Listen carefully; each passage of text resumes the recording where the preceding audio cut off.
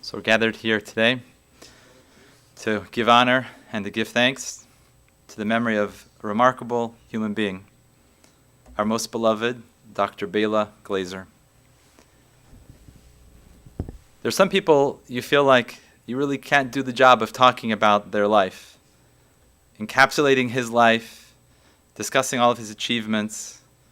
Making a picture of who he was is not an easy feat for anyone.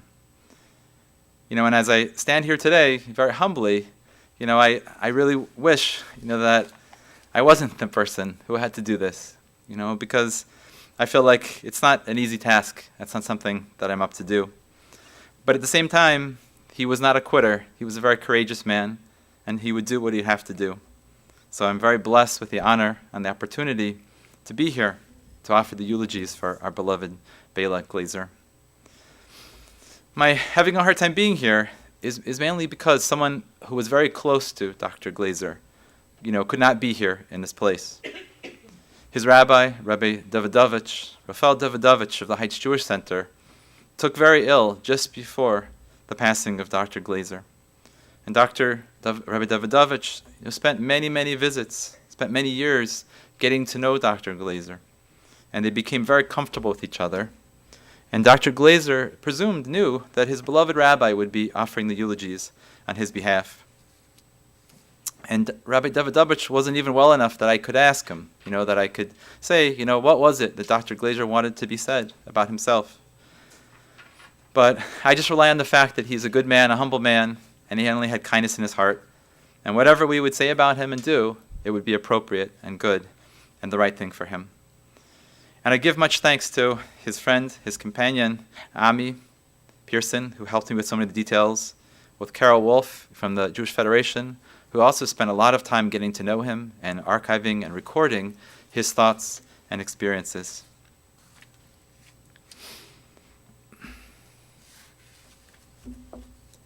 So just to offer a quick summary before we go into the Psalms and the eulogies of the service, to summarize who Dr. Glaser was, his whole idea in life was the idea that every single moment of life mattered. Everything mattered that you did. Nothing that you did was ever forgotten. And a lot of us who knew him in his home, we would see him in his chair, sitting in his living room. And his living room was surrounded by walls, much like anywhere we live in a home. But his walls were nothing but pictures and writings and books. They were attached to the wall, and he would sit in that seat all day long, think and ponder and remember the life that he had. It was so important to him who he was and what he had become. He was a person who lived by his word and always did what he said. He had a kindness in his heart for everyone. He was extremely brave. He was very bright and very smart, good at solving problems. He loved his family. He was deeply attached to them. He was deeply connected to his Jewish heritage and his pride in being a Hungarian person and a physician. He was very proud of Cleveland and all of the experiences he had had here, all the good people of Cleveland who made him who he was, in particular Mount Sinai and Montefiore organizations. So together we will spend some time reviewing his life and learning about him and getting a taste of what made this man so great. I first wanted to share with you a selection from the Psalms, Psalm 23. Mizmor LeDavid, Adonai roi lo eksar, Bina isteshech yarbitzeni, al mei menuchos yanachaleni. Nafshi yishovev yancheni v'maglei tzedek leman shemo. Gam ki elach begeit salmaves, lo irara ki ata imadi. Shiftecha o mishantecha, hema yanachamuni. Tairach lefanai shulchan, neged sarai, dishante v'shem and roshi, kosi revaya, achtov v'chesed yirdefuni, kol yemei chayai, v'shavte beis adinoi, le'orech yamim.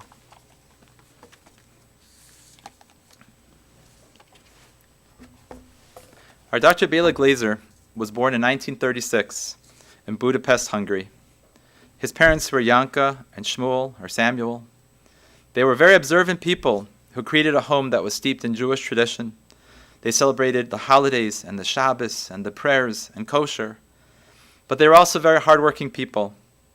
And they lived in a city that was a city full of culture and intellectualism and studying, and people who had been successful in helping other people in their careers and in their personal lives.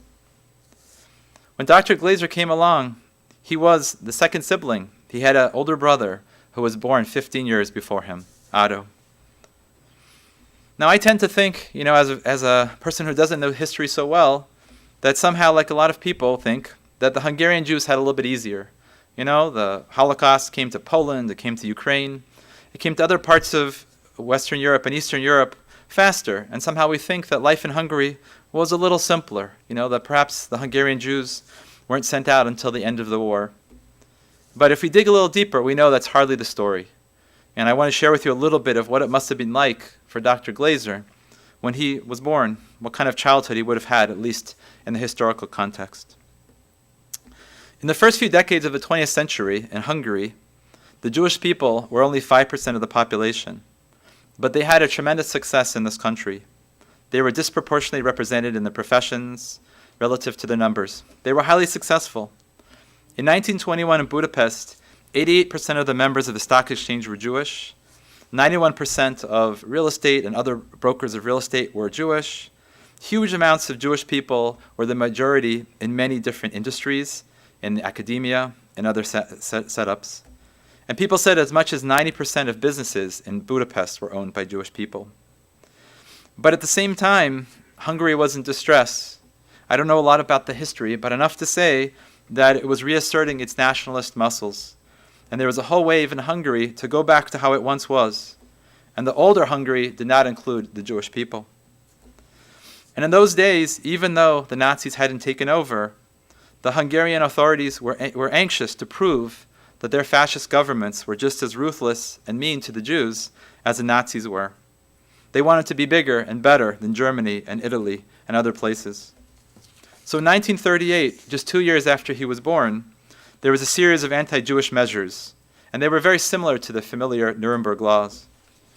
It restricted Jewish people from trades, from the press, from becoming certain things in society. Their involvement in government was prohibited. They had lost the right to vote, and they were severely prohibited in their social and movement in the cities themselves. And at that time, almost more than 250,000 Jews lost their income because their income was restricted by these laws.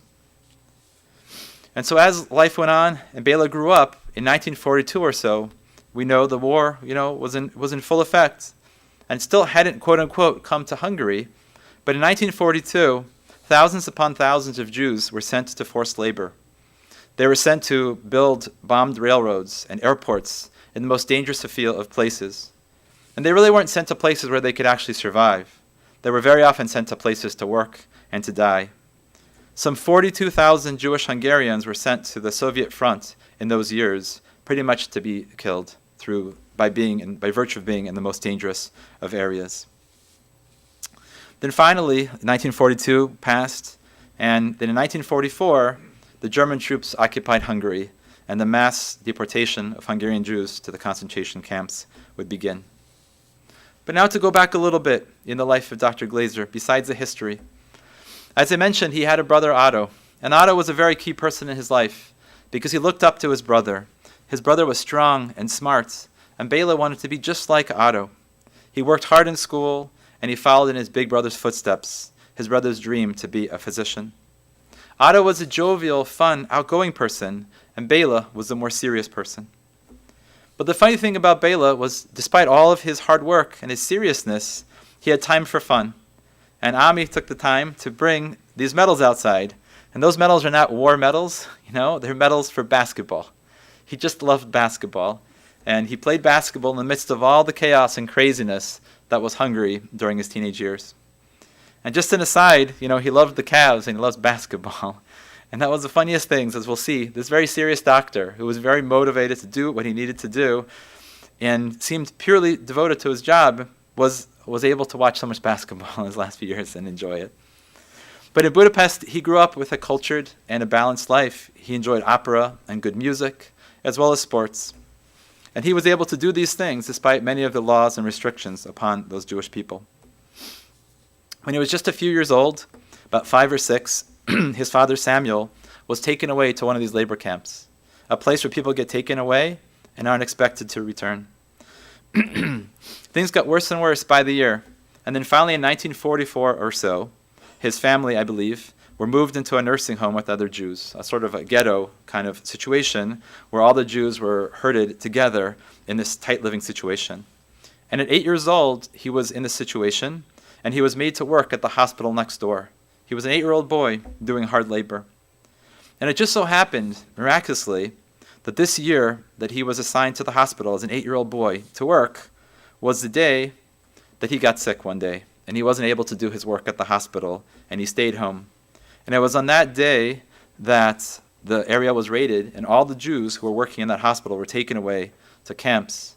But he and his family were saved because of his illness that day. So it was just the three of them, a very close unit of people who had to survive. So shortly after a few years passed, his father would come home. His father would come home from this labor camp. But he came home a very broken, very sick man with possibly a very terrible disease. And Bela would have only seen him for just a few weeks after he passed away upon arriving into Budapest and surviving the labor camp.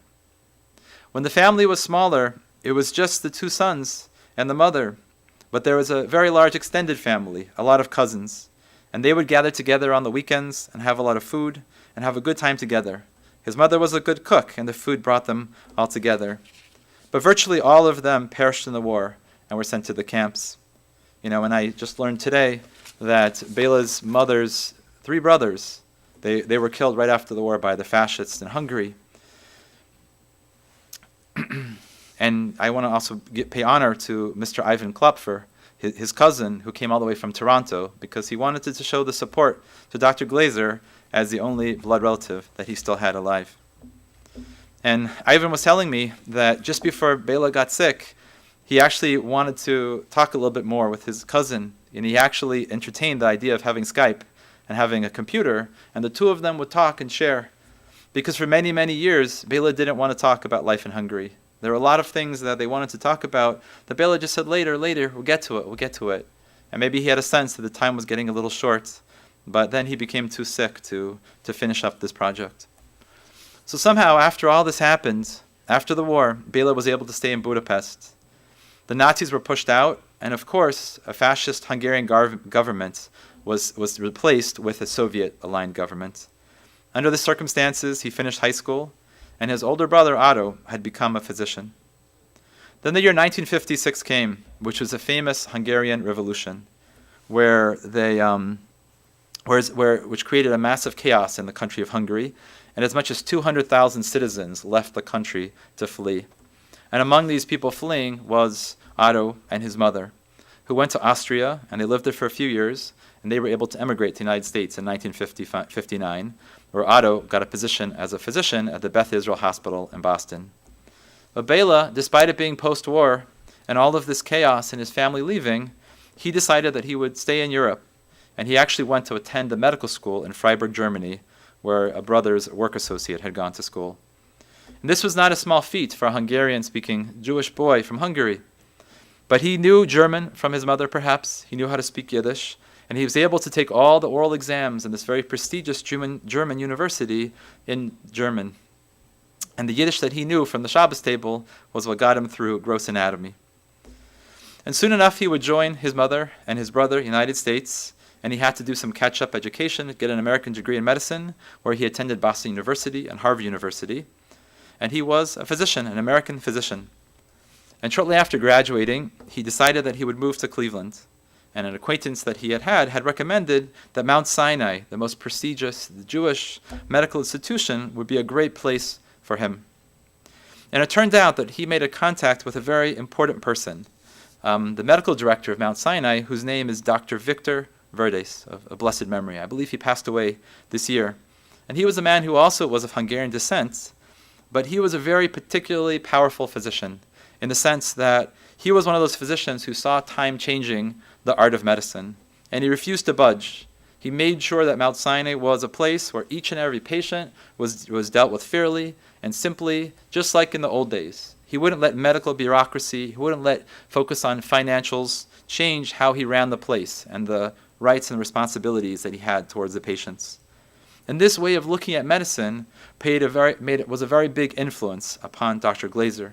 They were the same cloth of some sort, Dr. Glazer and Dr. Wertheis. They had the same intentions in terms of what it would take to be a doctor. And in addition, Dr. Wertheis impressed upon Bela the importance of the primary care physician, that sometimes the most important person in the machine was the primary care physician. Everyone was specializing and looking to focus on certain areas of interest, especially intelligent, smart people like Dr. Glazer. But he saw that the gateway to medicine, the primary physician, was the most important. And furthermore, Dr. Glazer and Dr. Wertheis had spoken about what was becoming a new field, which really hadn't been focused on before, the idea of geriatrics. Today we take it for granted that people who are older need specialization. But in those days, it was a new thought that just because people were older, they deserved their own kind of a doctor. And so soon enough, Dr. Glazer's mother and brother followed him to Cleveland, and the three of them lived together in University Heights. He worked, and he became, in just his mid-30s, the first full-time medical director at Montefiore, which I'm sure is a very prestigious honor to be a full-time medical director of a facility like that, so important to the Jewish community, just in your mid-30s. So he became the director of medical care at Montefiore in 1972, and he remained there for many, many years until the late 80s. It would happen that his mother and then soon his brother would pass away, and then he moved on to Beechwood in the home that he lives today. I wanted to share with you a little bit about what it was like for a Dr. Glazer at Montefiore. And it's an amazing thought to think that this is really what a doctor is. This is truly the gold standard of what it means to be a physician. So when Dr. Glazer was at Montefiore, he made rounds every single day. He didn't have Shabbos, he didn't have a Sunday. He worked 7 days a week. He didn't really have a backup. He didn't have anyone who covered for him. He was it. He was the ultimate authority for the facility. He visited every single day, every unit, every patient. He knew every single patient's situation every single day. He could recite each patient's medications, diagnosis, prognosis, whatever, without any effort or research into any papers.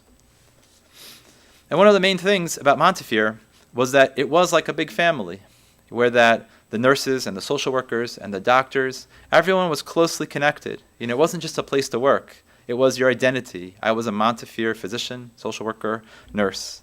And at the top of that family was Dr. Glazer. And he was the one who made sure that everyone synced together so properly and importantly.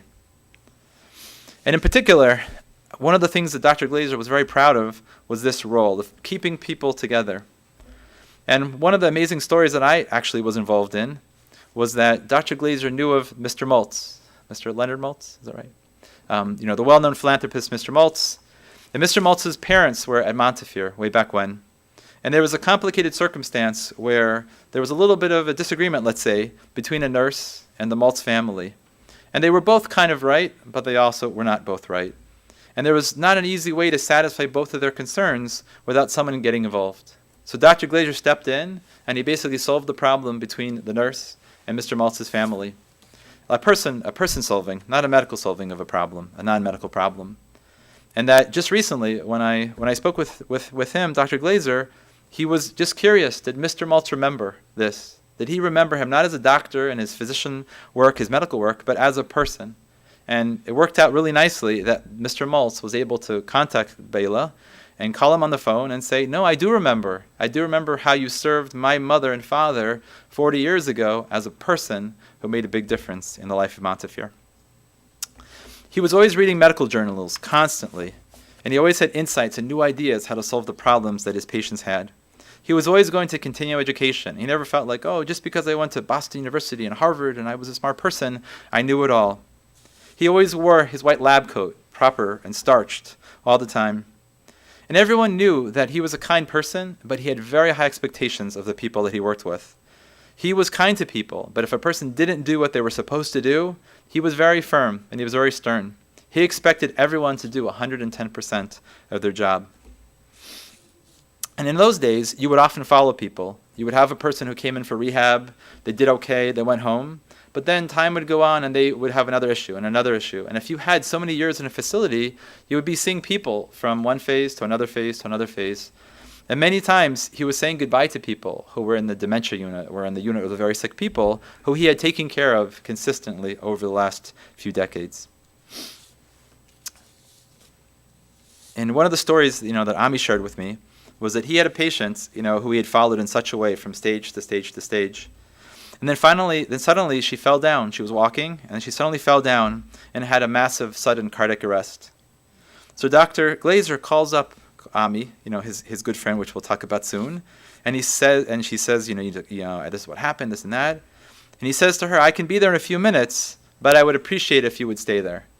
And if anyone knew Dr. Glazer, this is not really how he talked, but this was his way of saying that this is hard for me. I really care about this patient. I'm going to need you to stay there so that when I come, I won't be alone. A typical image of Dr. Glazer would be him in his lab coat racing down the hallways with an EKG strip. An EKG strip where you read the cardiac and it's like a whole bunch of lines just like that.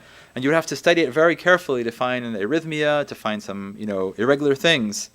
And he would be walking down the hallway oblivious to anyone who's there. Everyone kind of moved aside as the doctor went down the hallway with the EKG strip trailing behind his shoulder, on the floor behind him. That was the image of not an eccentric physician, but a person who was fully dedicated to his trade. One of the amazing things that happened to himself, besides his medical career, was that he became a patient in a very sudden and unintended way. Early on, when he was a resident at Mount Sinai, one Saturday he was doing his rounds, and he didn't feel quite right. And all of a sudden, he developed symptoms and very quickly went into a coma.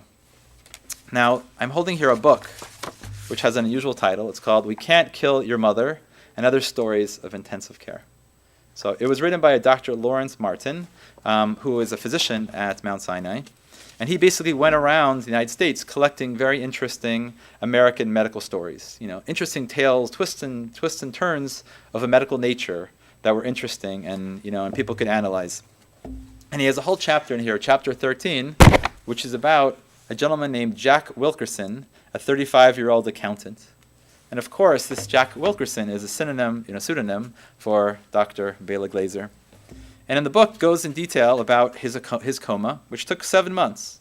And the book describes how after a few months they tried a few things, but they really had lost hope that they would be able to do anything. He was a classic case of a person with a coma who would never respond, never come out of it. But then all of a sudden, one day, the nurse is in there with Dr. Glazer, and he just starts to wake up. Spontaneously, he just starts to wake up from his coma. And at that time, all the brilliant doctors of the world were completely flummoxed about what could have happened. How can you explain a man who became so sick and also came out of the coma so fast? But let me just read to you really quickly what it talks about. So what happened to Dr. Glazer? What happened that day when he suddenly woke up? Did he just take his time? Did he spend a year convalescing in the hospital? How did he get back to work? And so it says over here, let's see. So it took another week to get Mr. Wilkerson, or Dr. Glazer, off the breathing machine. Then several more days to get him to the point of standing at the bedside. Remarkably, amazingly, he continued to improve, haltingly at first, then steadily with each passing day. After 2 weeks of aggressive physical therapy, he learned to walk again. The whole hospital turned out to observe and to enjoy. One day in early February, he recovered in mid-January, so this is only about 3 weeks later, he was wheeled down the lobby where his brother's car was waiting to take him home. Using a cane for balance and helped by his brother and a hospital aide, but walking under his own power, Jack entered the front seat of the car and the door closed. He had been hospitalized 7 months and 3 days. Extensive neurologic testing in April revealed no significant deficits. His EEG was read as normal, and residual muscle weakness we attributed only to the prolonged disuse rather than to any nerve damage. He returned to his accounting job and reported no problems with memory or calculating ability. By May, Jack Wilkerson was back working a 40-hour week. Several years after admission for prolonged coma, Jack Wilkerson is a healthy and well person. And the book finally ends up with a summary of how this was a wake-up call to many people in Cleveland that you never can know when you have done enough for a person. You never know what could happen to a person who's in a coma. Now back to Dr. Glazer. Again, on a typical day, that he was so focused on his patient care that no one ever saw him eat lunch. He was completely unknown in the lunchroom or to bring any kind of food. There simply wasn't enough time to have a lunch when people were sick upstairs. He was always very hardworking, very reliable. And he was one of those people that if he said, "I'll call you back in 2 minutes," you would look at your watch and know at 2:02 he would be calling you back. Now, just to take a step back, from the doctor, Dr. Glazer, one of the special things about Dr. Glazer, or Bela, was his friendship with Anne-Marie, with Ami. So Ami's here in the front seat, and she's a very humble lady, so you might have missed her. But she was a nurse at Montefiore when he had started, and they quickly became good friends. And you might think, it was a little unusual. This doctor from Hungary, the medical director, and this nurse, who had different backgrounds from different countries, different religions. But they had a real strong bond to each other. And of course, in the world that we live in, people tend to talk and say, why is the doctor with the lady, this and that. But they, with themselves, were so professional and so proper that it didn't enter their minds that this is what is going on. They were two people who had the same mission, to help people, to take care of sick people, and that was their bond. And so they would have coffee with each other every morning, day after day after day. And it was actually very special for Dr. Glazer, because he would often come with medical information and journals and intellectual stuff, and Ami would share the real stuff, the stuff that happened on the floors, how people are really doing, and the simple matter-of-fact things, and it was a beautiful union. She was the simple and the important, and he was the profound, and they kind of met in the middle. And I think one of the things that Dr. Glazer liked about her was that the first time he came over to her, he said, quote unquote, "You just spun around and turned the other way." She wasn't necessarily too impressed that he was a medical director, nor intimidated by him, and she just wanted to get back to her job. And in those days, Ami had 45 patients to take care of in her wing, and she was pretty busy, and that was impressive to him. Just to take a little bit of a detour, I wanted to talk a little bit again about his family. He was very close to his brother Otto, and it was such a blessing that he could come to America. Unfortunately, later on in life, a little bit too early, his brother developed lymphoma.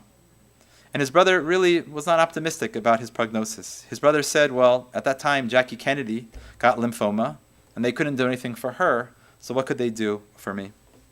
But Bela watched his brother and tried to be more of a brother than a physician to him, and eventually he passed away after being admitted to Mount Sinai. And then after many years, his mother passed away. And this was a tough time for Dr. Glazer. The end of his career, after more than 3 decades of service, he lost his mother, he lost his brother, and medicine was changing very quickly. And when Montefiore would have to move from Cleveland Heights to Beechwood, it would mean a lot of changes would occur. And he couldn't be the same type of medical director that he was once before. And he didn't want to leave this identity. Even though he could have gotten a job and could have changed with medicine, he didn't want to.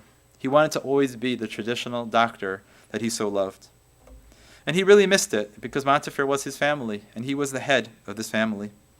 But he stayed connected to Montefiore in many ways, and he stayed connected to Mount Sinai. And one of the most beloved things that he did was that every summer there was a picnic at Mount Sinai, and he would attend that picnic and enjoy seeing his friends all over again. He worked as a staff physician at Menorah Park in Montefiore after he retired, and he did some teaching with UH as a professor. And finally, he had a little more time to do some other things, and he would attend the synagogue, the Heights Jewish Center. And his beloved rabbi, Rabbi Davidovich, he got to know very well, and he also got to know Rabbi Sher. And that was the first thing I noticed when I walked into his house, is that he has a picture of Rabbi Daniel Sher, one of the founding, rabbis of the Heights Jewish Center here in South Euclid. And in those days, he really loved to go to synagogue. And one of the stories was that Ami would wake him up earlier on Saturdays, on Shabbos, than the rest of the week, because he didn't want to be late. And he was always the second person in the door. Someone would open up the shul, and there he was. And he loved it because he would come to shul, and the nice gentleman in the audience, who I forgot his name, was telling me this, the Gabbai. Who's the Gabbai? Yeah. Okay, thank you. Would come in the door, and he would have a little coffee and schmooze and have a little shir, and then he would start his davening. And one of the things that was special about him was that he was a man who could meditate. He could just sit in the synagogue, sit at home, and just close the world out from his eyes and just focus and just to be good and to be strong, and to be connected with God. And I really believe that he could not only meditate with God and spiritually, but he could meditate with his walls. The walls that were his life. He just sat in that chair and looked at his walls. The walls that had rabbis and doctors and had certificates and had prayer books and had history and had, most importantly, his family. That was his life.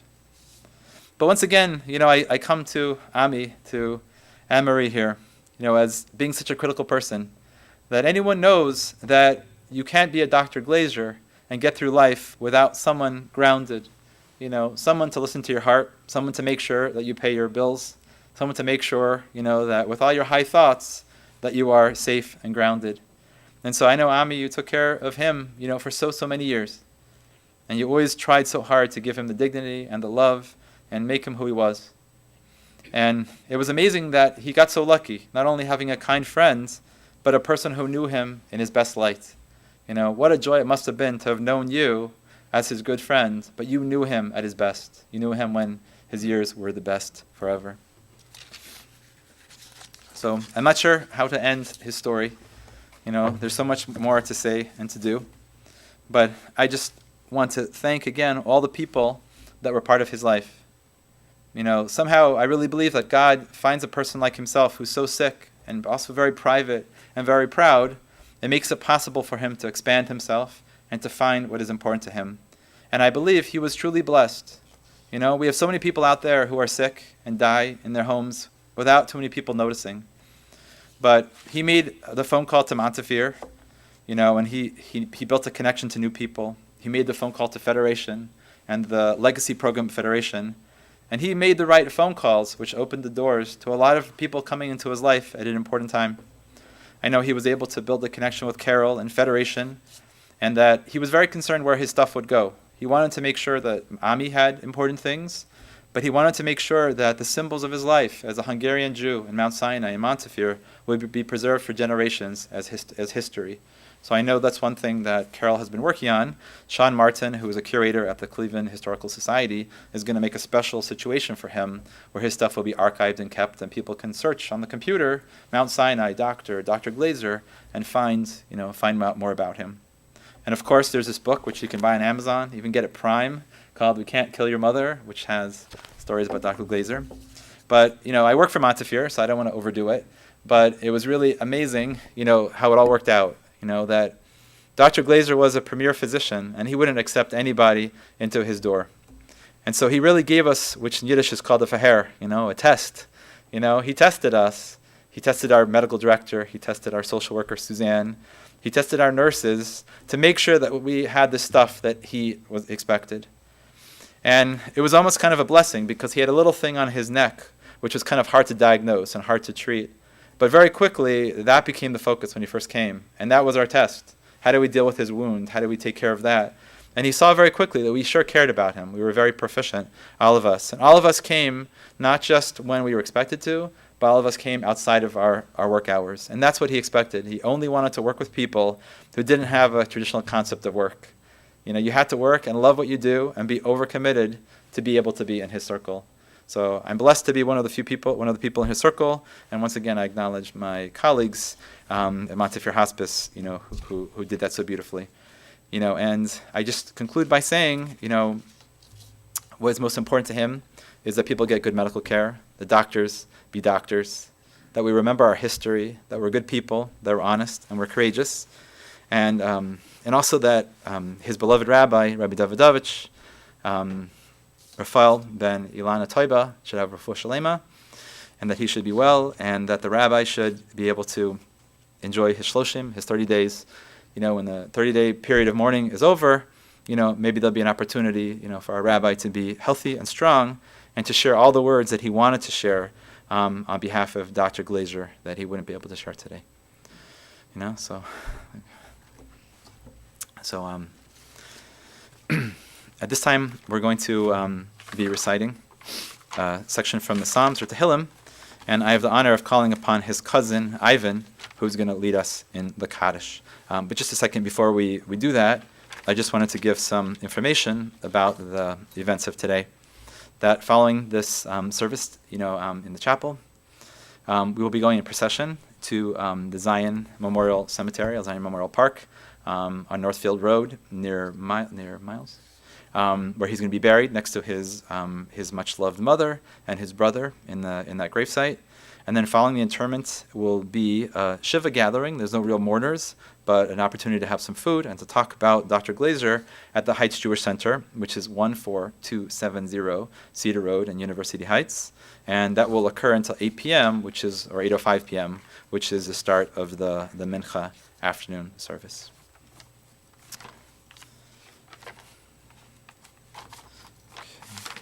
Okay, so I'm going to recite the Psalm 130.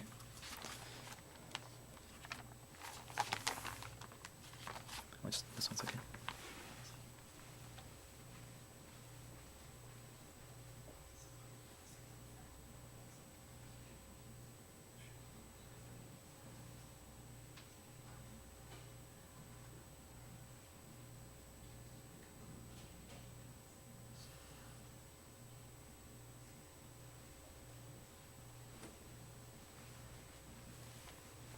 Rabbi Simcha Man was a chaplain at Mount Sinai.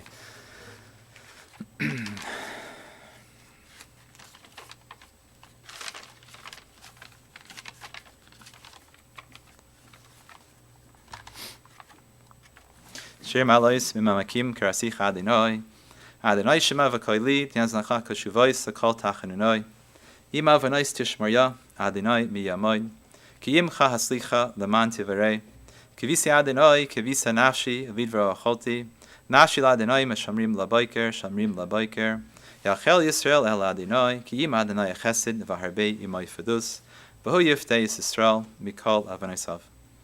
A song of ascents from the depths I called you, O Lord. My Lord, hear my voice. May your ears be attentive to the sound of my pleas. If you preserve iniquities, O God, my Lord, who could survive? For with you is forgiveness, that you may be feared. I put confidence in God, for my soul puts confidence, and I hope for his word. I yearn for my Lord among those longing for the dawn, and those longing for the dawn. Let Israel hope for God, for with God is kindness, and with him is abundant redemption, and he shall redeem Israel from all of their difficulties. If everyone could please rise for the recitation of the Kaddish. We'll remain standing. And then the pallbearers will come forward after the Kaddish, and we'll escort the Ark or the Aron out of the door, and people will follow in behind.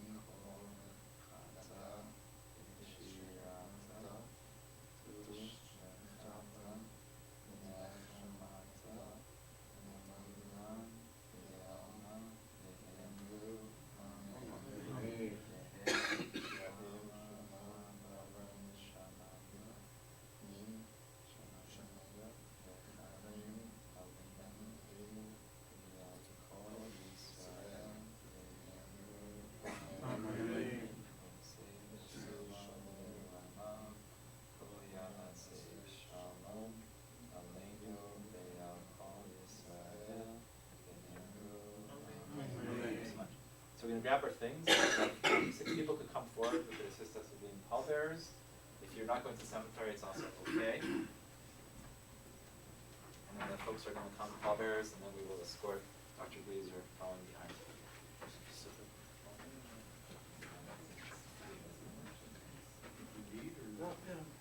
You're going to cemetery, yeah.